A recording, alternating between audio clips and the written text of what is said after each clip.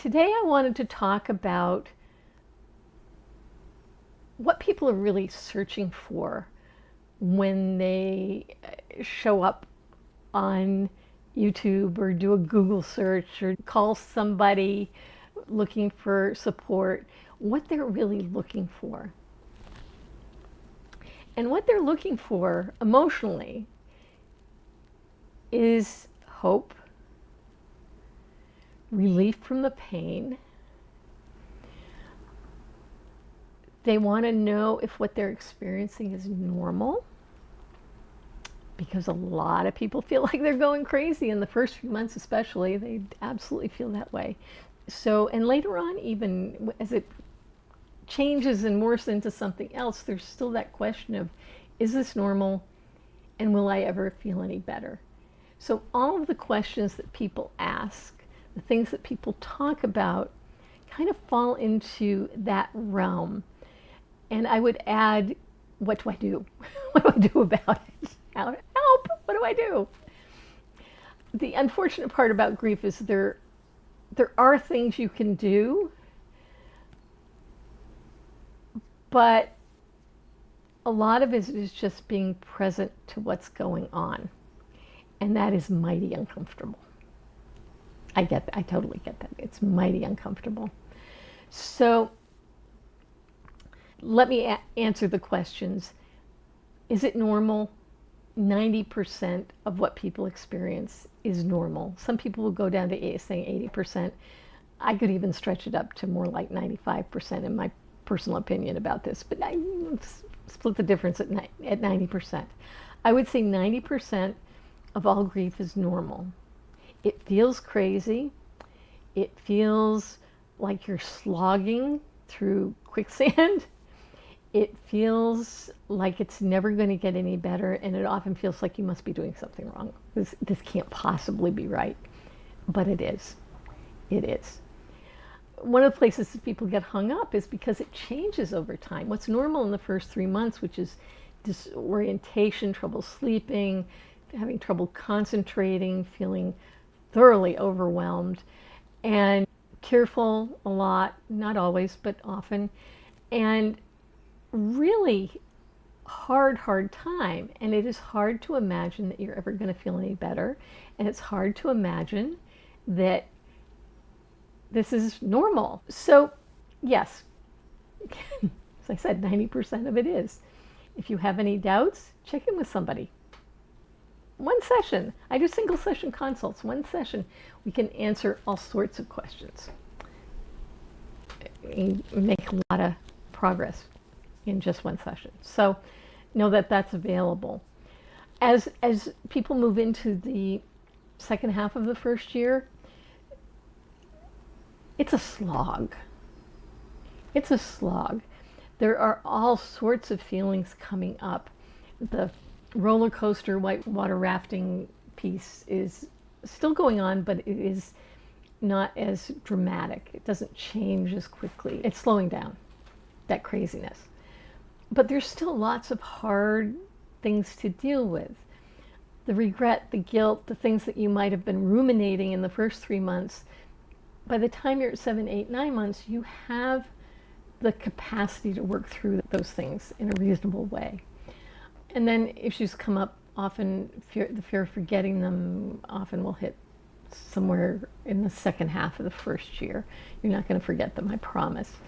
And then people hit the first year thinking, I ought to be over it by now. And I got to tell you, most people aren't. I don't care what mental health diagnoses are out there. The expectation that you're going to be over it at a year is hard, because you're not. And I think for spouses in particular, I think spouses, before it really starts to shift into something else, is around 18 months. I keep checking in these series with my brother-in-law. My sister died 2 years ago, and we've talked a lot about grief, the two of us, and he agrees that 18 months seemed to be a turning point for him too. So at any rate, 18 months, is another turning point, and that's the point where people are starting to drift into a new life. If they haven't designed it, if they haven't thought about it, if they haven't structured it in the way they really want, it's just a drift. And they end up in this place that I call limbo, where they're okay, they're doing okay, they're functioning in the world, they're attending to their daily activities, they're not as exhausted as they were early on, all of those things, but they're just going through the motions. They're just okay. There's no meaning, purpose, passion. Sometimes for people with grandkids will kind of pull them back, but basically they're doing okay, but haven't really figured out what's next. And that's a lot of the work I do with people. A lot of the work is figuring out that piece, because at 18 months, 2 years, somewhere in there, you are faced with a blank canvas, which is actually an opportunity, because we don't get too many of those chances in life to face a blank canvas and be able to choose how we fill it. And that is kind of a silver lining of this. Yeah, we'd always take our person back, always. But let's not ignore the silver linings, and this is one of them. That you can decide what you want your life to look like. And I have a whole process I go through to help people do that. I think it's hard to do alone. And there is a lot of coaching out there. Life coaching is all about this. What most of that doesn't have is this understanding of grief as the foundation. And that's important. That's important. So I really see the grief as the foundation upon which you are building your new life. Your marriage and your grief and this whole experience you've been through is your foundation. And you're building on that, combined with your hopes and dreams and shadow desires that may have gotten backburnered for the sake of the marriage or the sake of your family.